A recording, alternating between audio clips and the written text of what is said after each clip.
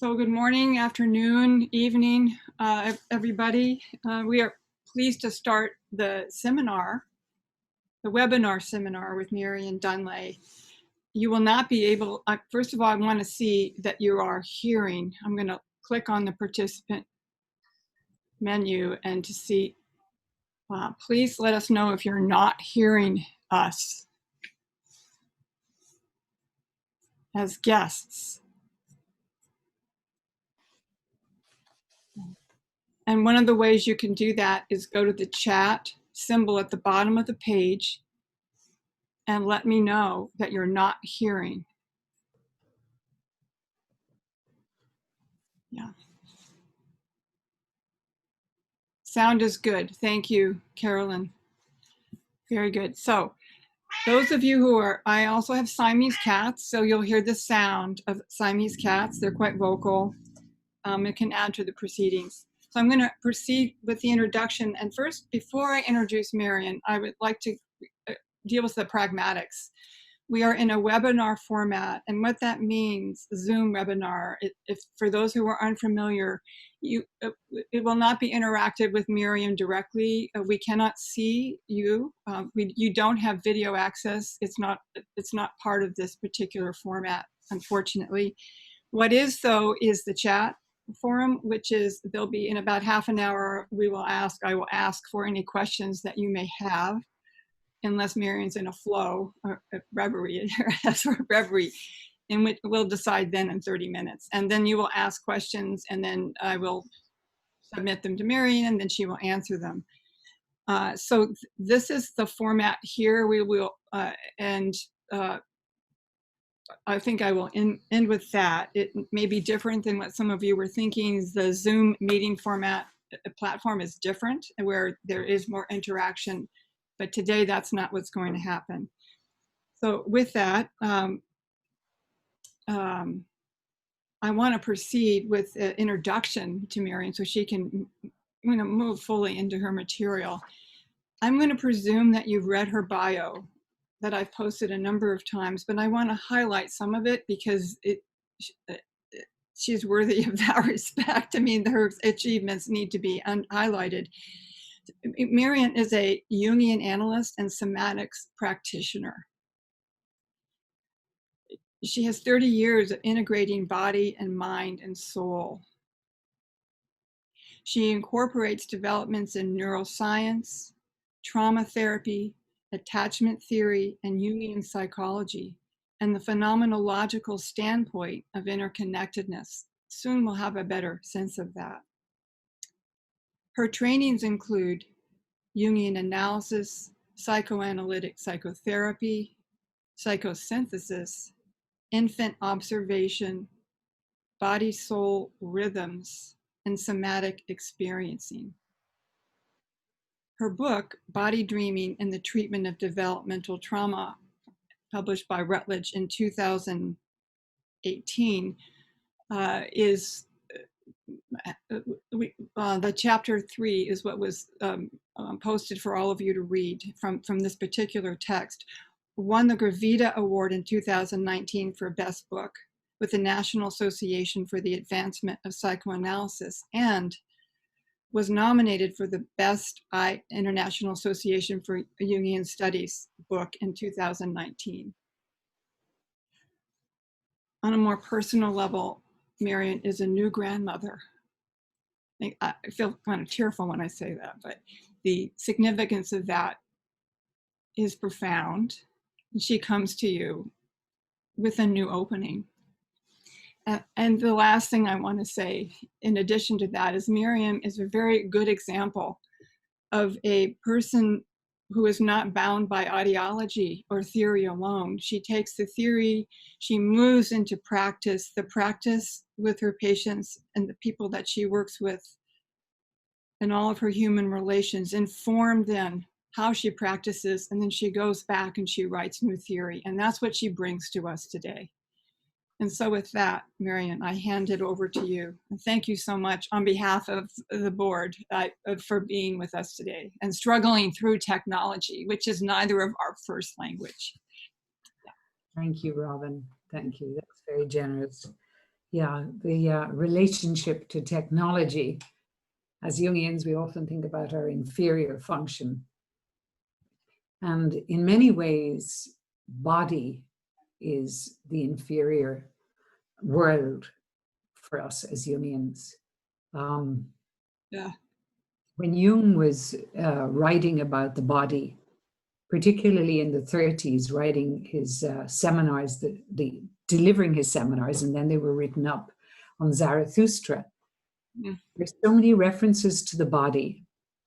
And Marian Woodman, who is my great mentor and teacher, Marian had us all reading Zarathustra together, and it was incredibly seminal to the work. It gave such gravitas to the journey of moving into the body.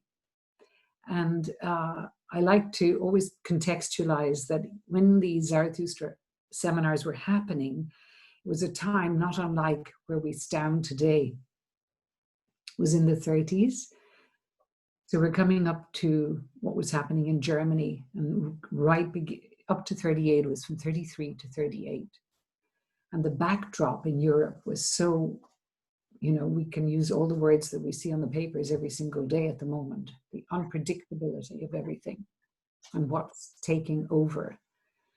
And one of the, what Marian kept pointing us to is that huge décalage, if you like, between the Übermensch, the Superman, and indeed the body. And it, from Nietzsche himself, in his Thus Spoke Zarathustra, his capacity to envision the Übermensch and what that might mean for us going forward.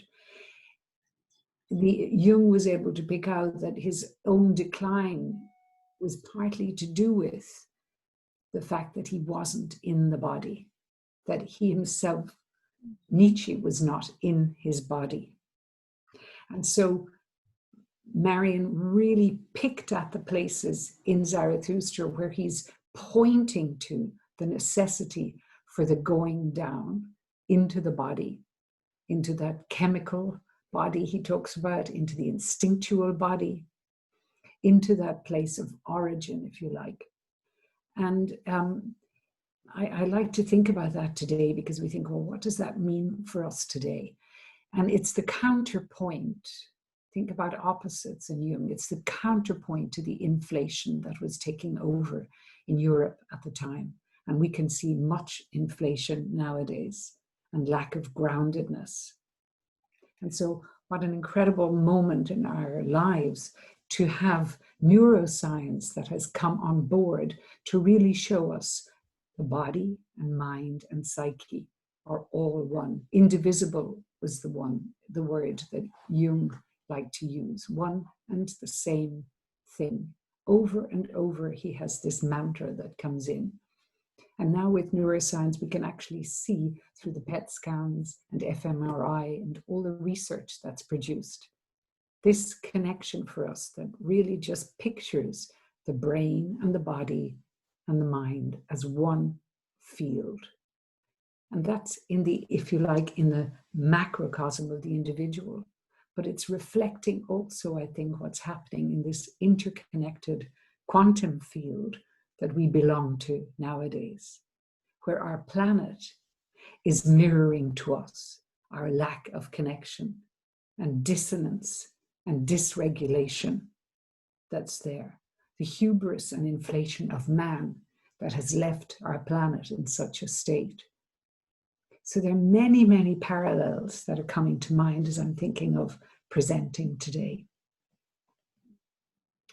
I'm going to begin, I think, with a quote from Marian Woodman, because Marian's passion for her work, it was really contagious. Marian worked with Mary Hamilton, who was a movement specialist, and Anne Skinner, who was a voice specialist. And so the body, the voice, and creative expression was central to the work. Marian's own experience of having been in Zurich for her training at the Institute at Küsnacht left her with that feeling of, again, disconnection, whilst she absolutely loved Zurich and her time there. Really, really always spoke so warmly and was full of stories for us all with it. She also suffered greatly because in her body, she felt that disconnect, that the Jungian world at that point, there was this chasm between Jung and theory and her feminine body, her female body, I should say, actually, her female body. And Marian's own work made her lie on the floor and work with her images, take them down into the floor, take them into her body, that descent that she was reading about in Zarathustra. How do I bring that image into my belly? How do I bring it into my musculature? What does it say to the symptom that's aching in my body today? And so she fostered that relationship to image and body and symptom. And through that, the openings that came, her creative life blossomed, as we know. And also her writing came out of that time. Her teaching came out of that time. But all of that time, there was a closed door for many people in Zurich. There was a threat that she would have to leave. But she continued quietly, not telling anybody what she was doing. So here we are, whatever that is, 30 years on at least from that. And when we arrived, those of us who had the privilege of working with her, I know she began her small groups in Toronto in the 80s. It was in the 90s that I joined the groups in California and then later in Canada. We really were taken by this incredible dynamic interflow and interconnectedness, that your dream the night before was absolutely like a picture of what had happened in the floor work in the afternoon.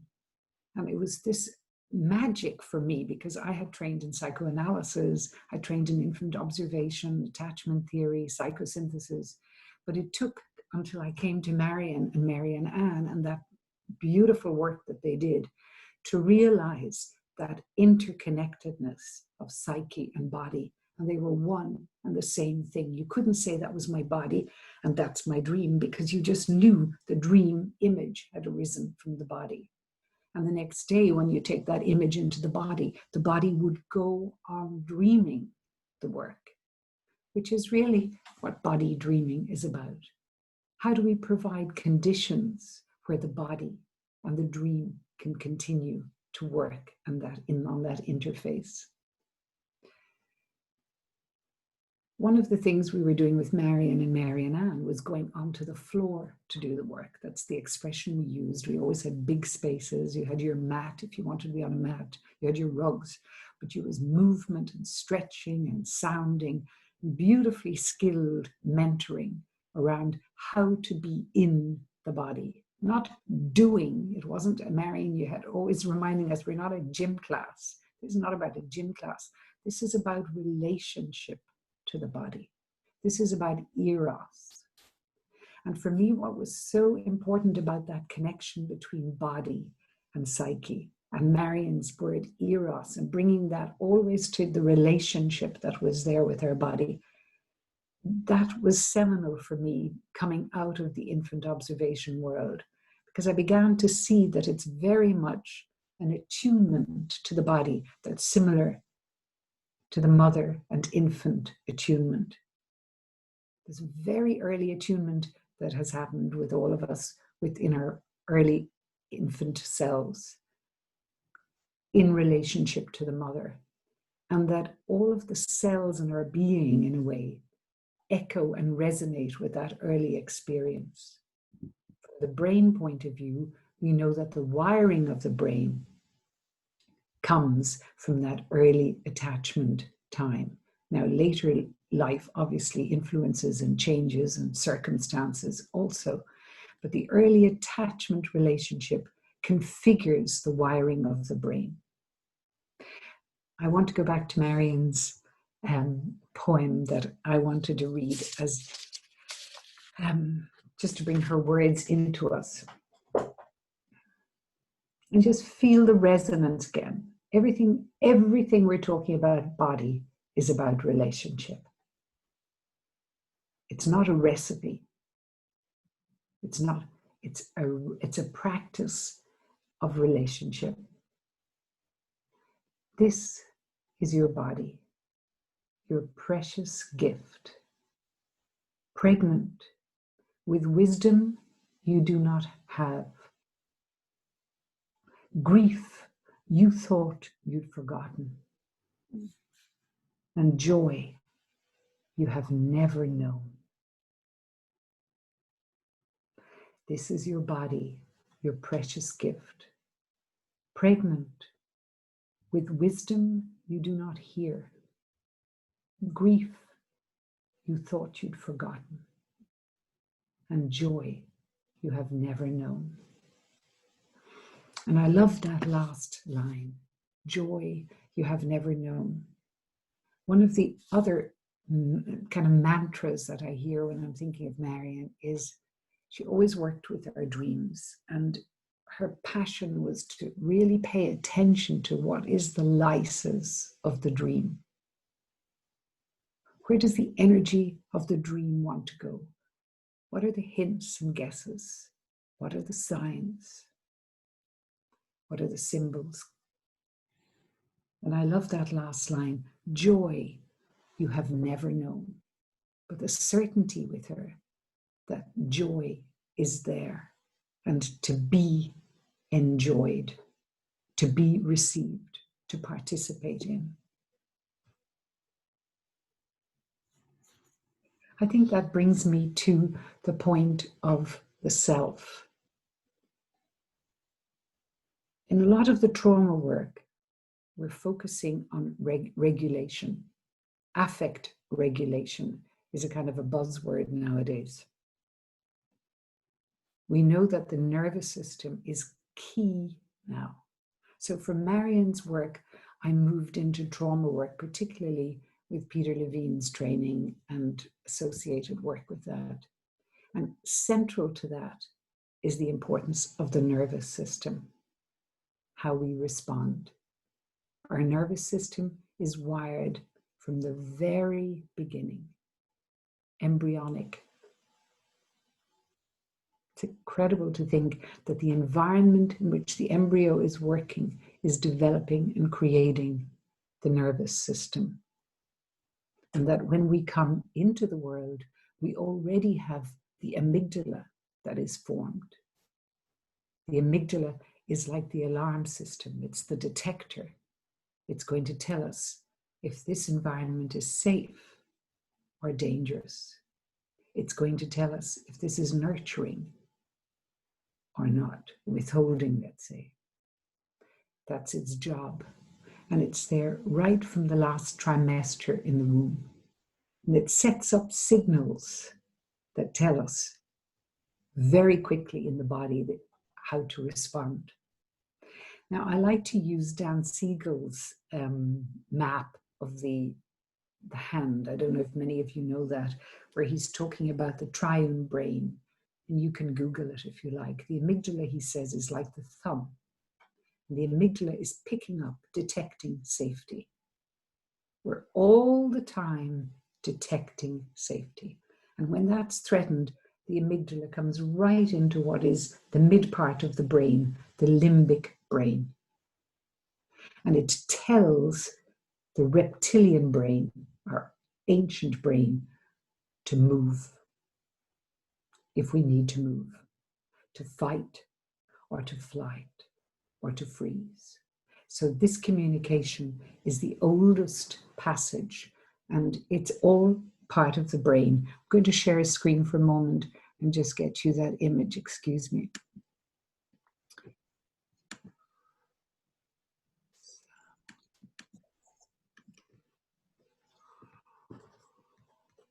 I have to move down a little bit here.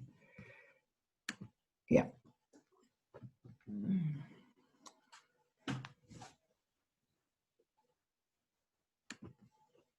Yeah.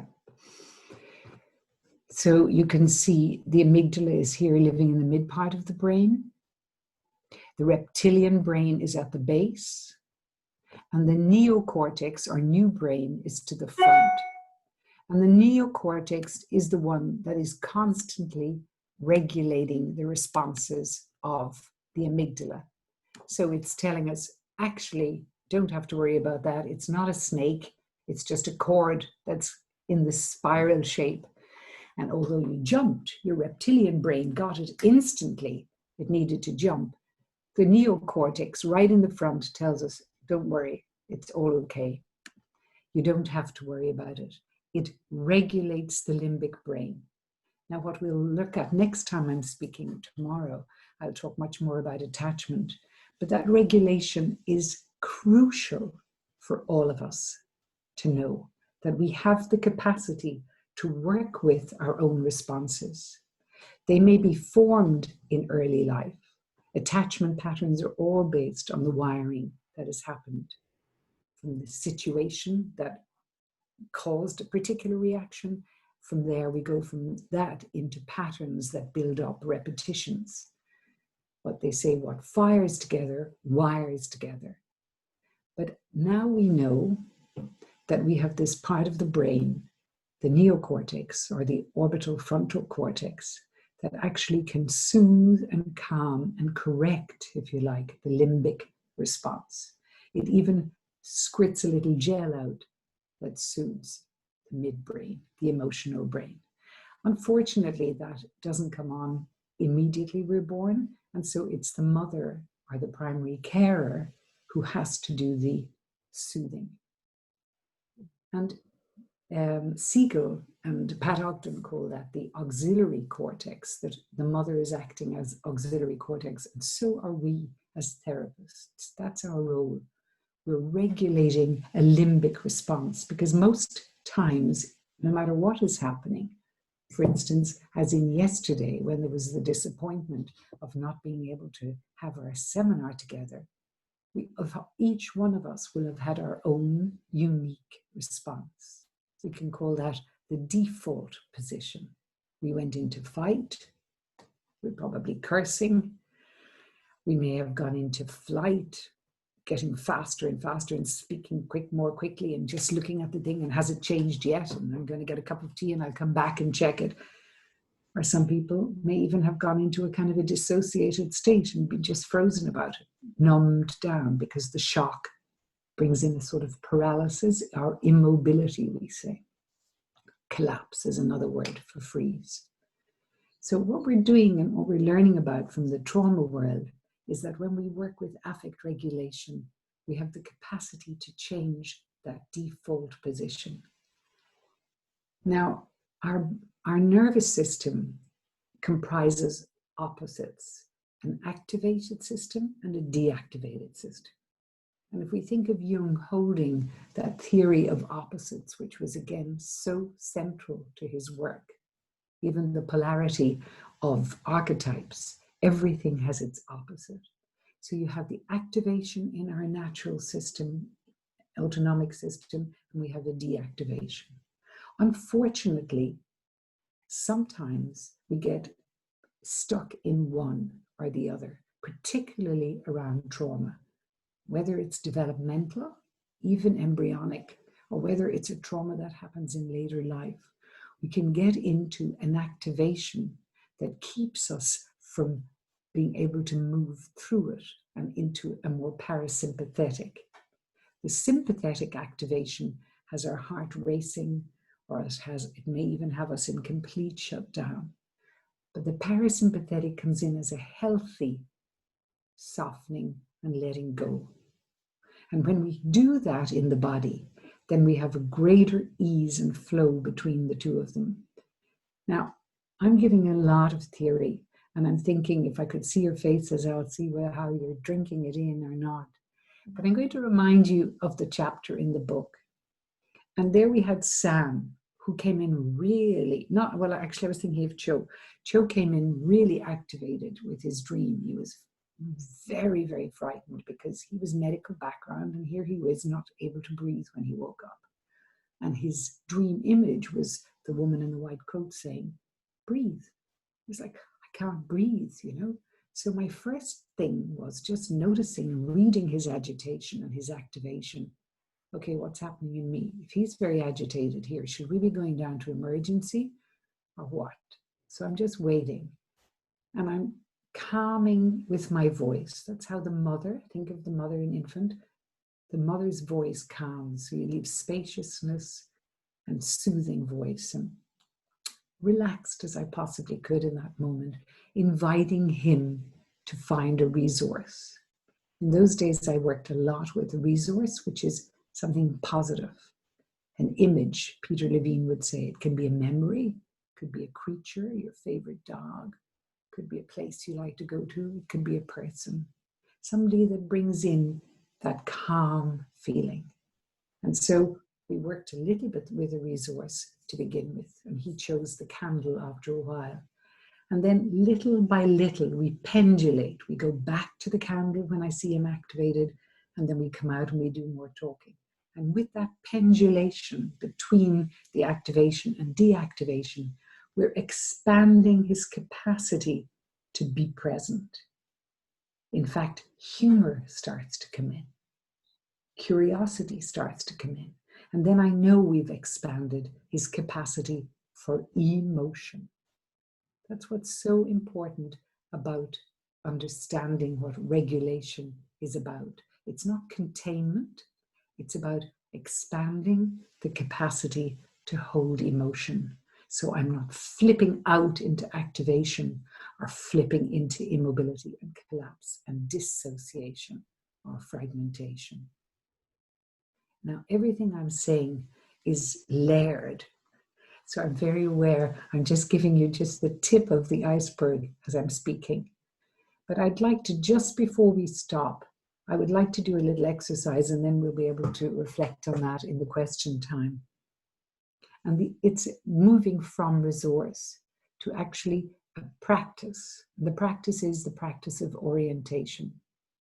So I'm going to invite you in your chairs, in the room you're sitting in, just to feel your body on the chair. Notice maybe your breath. Not do anything. With this, it's not about doing. It's all the autonomic system we're working with, what just happens. So notice your breath. And then maybe, if you like, look out the window or look around the room. But you're not really looking. You're just allowing your eyes to take you for a wander. And you may notice very quickly that they blinked, or that they hesitated, or that they were caught by something. Their attention was taken by something. See what is that caught their attention. I slow down a little bit there. Go back and have a look at what it is that maybe grabbed you there. And then just taking a look at it, describe what it is you see. Allow yourself just a few seconds even to describe what it is you see. Have a little conversation with yourself about that.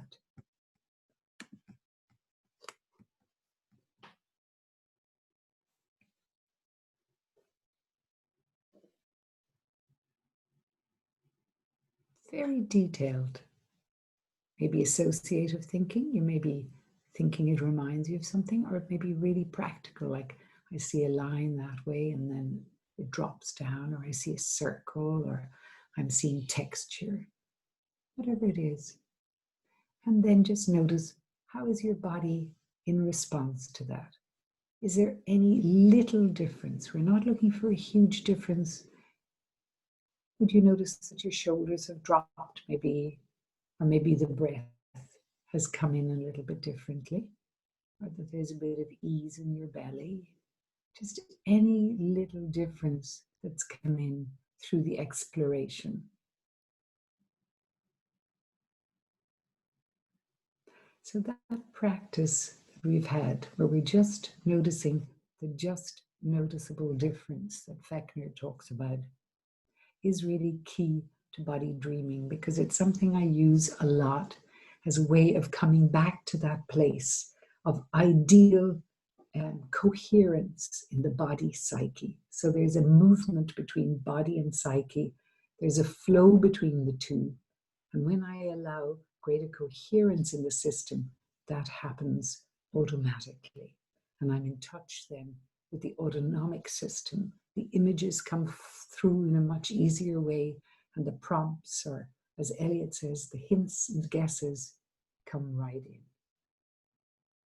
when I am more at ease, when there is greater flow. Robin. Yes. So now would be a time for any of you to send a chat question or comment to Marian, and I will direct those to her. And while we're waiting for that, if anybody would like to speak to their experience in the orienting exercise, I'd be very happy to just amplify that a little bit, if anybody would like that. We have a question. Thank you. Are you ready? Yes. This is from Richard. I will just read it directly. Thank you, Marian, for this marvelous webinar. My question has to do with the observation that while the sympathetic nervous system is activated very quickly, yet the parasympathetic system operates more slowly to deactivate or calm the activation.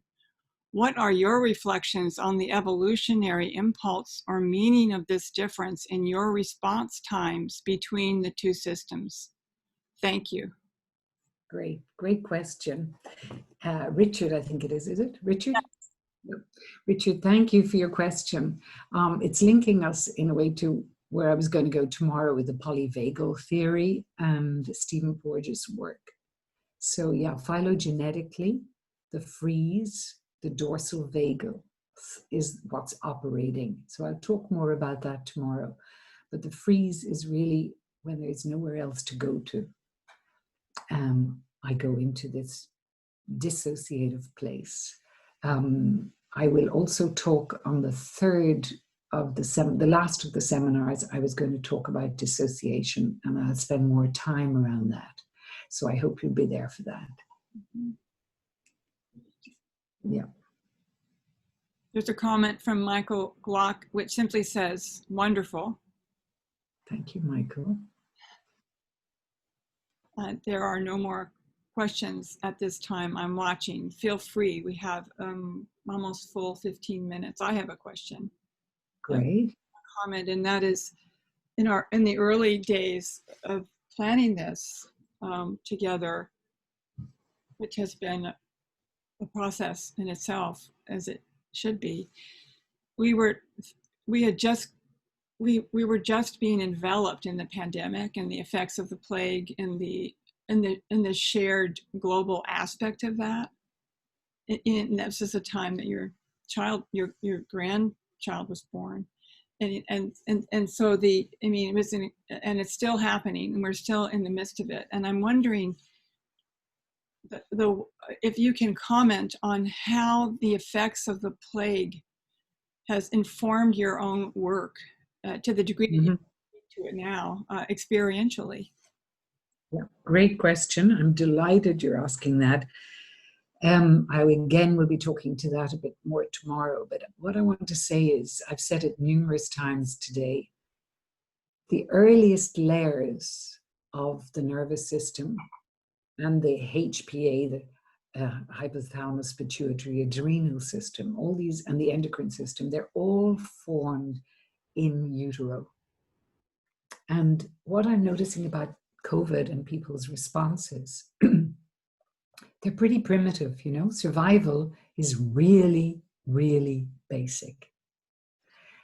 It's our most primitive self is being threatened with COVID, especially in the early days. And for me, what I really realized was, I picked up pretty quickly and absolutely was very struck by, is those earliest patterns are what are being activated. So once I started to attune to attachment issues as the center, not so much the issue, but it's an attachment pattern is being triggered by COVID. And each person's own attachment pattern is being triggered. And when I can settle in that and offer the person a greater capacity to be with the emotion that's coming up, then something deep, deep, deep, deep, deep settles. I feel I've worked with a number of people who I've written about in the book. And what's been fascinating is to see the earliest stuff, which had been quite well worked through and resolved, was re-stimulated in COVID, and people came back in. And it was amazing to work from this perspective with them, to see it as attachment work. So I'm really just regulating, but I'm reading it to myself as very early developmental. And then boom, people dropped into incredibly early memory that started to come and be stimulated in the body for some people, and for some people in dreams, or even in the dreaming, that reverie, if you like, that happens in the session. So, great question. Yeah. Thank you. Good. I look forward to hearing the follow-up tomorrow. We have several more questions. A continuation, this is a comment from Michael Glock. Thank you for your deep acknowledgement of Marian Woodman. Her presence was always around in the grounds and library of Pacifica Institute in California for me. So, Michael's. Yeah, I taught my first workshop that I taught with Marion was the lark ascending to Pacifica. Mm-hmm. Yes. She and Ross used to spend a few months there every year, and it was a very important environment for her, and beautiful. She was held in that way, just as she gave to them, but it was a very important environment for her as well, and for Ross. Yeah. The next question, and forgive me, Dorta, if I'm mispronouncing your name, but this is, and so thank you for this interesting seminar. My question is, what is it particularly that Jung brings into body dreaming as compared to neuroscience and somatic experience? Great question. Love it. Okay.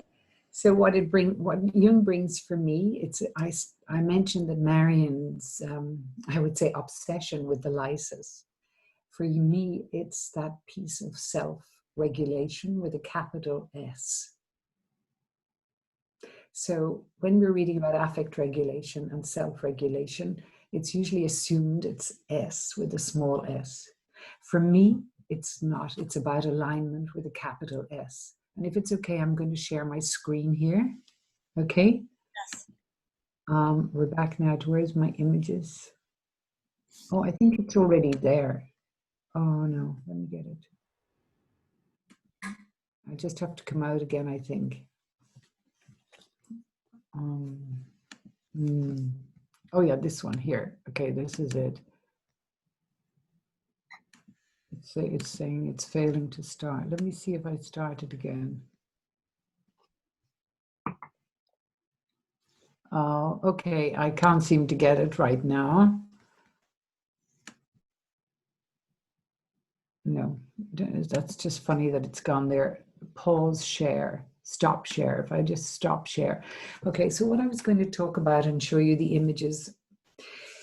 Newgrange, I talk about in my book. It's this megalithic tomb that's in the east coast of Ireland on the River Boyne. They call it the elbow of the Boyne. There's a whole lot of megalithic sites there. It's older than the pyramids. And it is a passage tomb. So there's a passageway under the earth, big mound of earth and beautifully built stones. And this entranceway opens up into two chambers at the side and then one at the back. And the extraordinary thing about that is it's about alignment.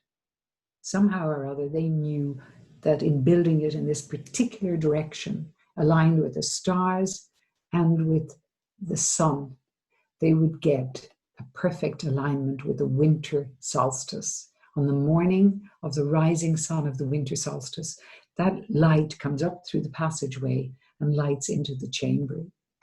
And so what for me is Jungian about that is about alignment. There is in that knowing that they are going to find the light, that they prepare themselves and the light will come in. And just as you go into the Newgrange passageway, you have a threshold stone. And the stone is marked with spirals. And for me, the spirals show the opposites, and they also show the triad, the third, the new living third that Jung talks about in terms of the transcendent function. So we have the opposites. We have the trauma vortex and we have the healing vortex. So we have any opposites that are there that Jung talks about. But out of that joint, the dyadic spiral, you have the third spiral. So from the death and the birth, or the birth and the death, you have the rebirth. And so in crossing over that threshold, making conscious that this is where we're aligned, the self comes in. For those people, our ancient ancestors, it was the sun rising on Easter or on the solstice, the winter solstice. And for us, it's in making ourselves available to this movement between activation and deactivation, the movement between shadow and ego, if you like, the movement between our complex self and our more freer, our egoic stand that isn't complex. Out of the tension of holding those opposites, the new third is born. And as a Jungian, I hold that as a position, like a passageway. I'm holding openness to that. I'm expectant of that. That's why I love that line, a joy you have never known. I'm holding that for each client, that working between the opposites, the new third will manifest. And how important that is for us all in a way today, over and over, to remember alignment.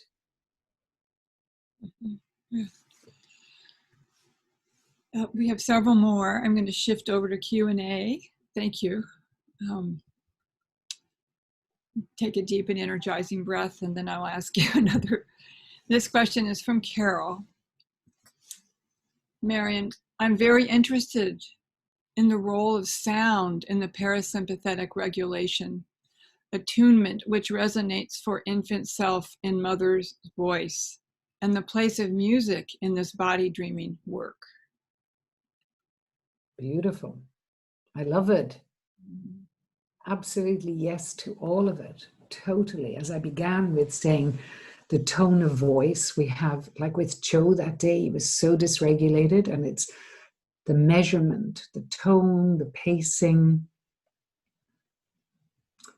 I love that prosody is the word that they use nowadays, bringing in that sense of the musicality and the absolute importance of it. Recently, this new little baby, my granddaughter was having her first vaccine.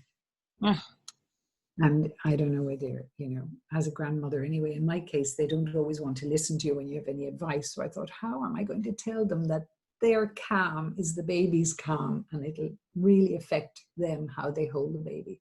So I told them I'd seen this clip in infant observation years ago, and then you see more of them nowadays. In fact, with Levine, I think he has some online as well. The doctor is giving the injection to this little tiny baby, and the mum just keeps chatting to the baby all the time, never takes her attention away from the baby's eyes. So the eyes are very important. I'll talk about that tomorrow. But it's the voice of the mother, and that the baby got a little prick and kind of looked, and then the mother just kept talking and never changed her voice, but just kept talking.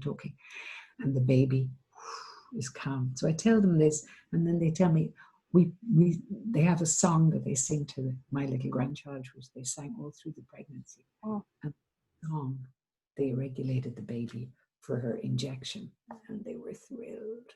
Yeah, so it's very touching. So definitely music. Yeah. Yes. The food of the soul and the food of the senses. Well, we have one more comment from Ursula. And it says, Marian, thanks for such a stimulating presentation. I'm looking forward to the next 2 days. Thank you, Ursula. We have like in the final minute. Do you have the name of the person who did the music, who made the comment? I just want to thank. Carol Cunningham. Thank you, Kara. Yeah. So these are the questions we have. We have like 45 seconds. Is there anything you would like to say by way of conclusion?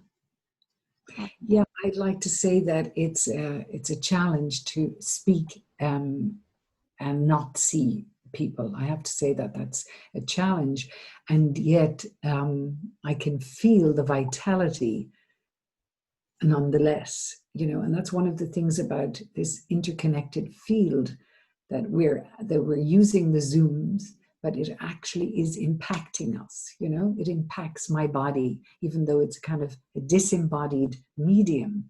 Nonetheless, our consciousness is changing and can be regulated in this way. Mm. Yeah. Thank you. I'd like to say that I will send the video recording to Michael Glock, who will put it on the IAJS website if anyone in this audience would like to review it, and for anyone in the general membership as well. And also, if you have further questions, you can post them on the IAJS website, or tomorrow bring them in again.